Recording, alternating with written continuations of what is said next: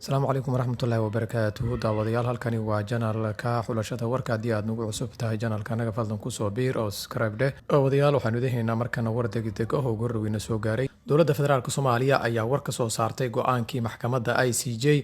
ee dib u dhigista kiiska badda ambassador Cali Siciid Fiqi oo ah danjiraha Soomaaliya ee ururka midowga Yurub ayaa ka hadlay go'aankii ka soo baxay maxkamadda cadaaladda adduunka ee ICJ ee dib loogu dhigay muddo 2 bilood ah kiiska badda ee u dhexeeya dalalka Soomaaliya iyo Kenya safiirka ayaa sheegay in ICJ go'aankaasi ay qaadatay iyadoo tixgelinaysa codsigii ka yimid dhanka Kenya iyo sidoo kale jawaabtii ay ka bixisay dowladda federaalk Soomaaliya Fiqi ayaa xusay inaysan wax dhibaato ah u arkin go'aanka isla markaana aanu ahayn mid dhibaato ku ah Soomaaliya sida uu hadalka u dhigay sidoo kale wuxuu tilmaamay inay soo dhaweynayaan tallaabadani isla markaana ay ku faraxsan yihiin waxaanu u aragnaa go'aan aanu dhibaato ku ahayn Soomaaliya ayuu yiri Fiqi maxkamadda ICJ ayaa xalay ku dhawaaqday in dib loo dhigay dhageysiga dacwadda labada dal waxaana la dhageysan doonaa 4 November ee soo socota iyadoo doodu ay ku horeyn doonto Soomaaliya daawade haddii aad nagu cusub tahay fadlan subscribe oo channelkanaga ku soo biir waxaanu ku soo gudbin doonaa wararkii ugu dambeeyay ee dalka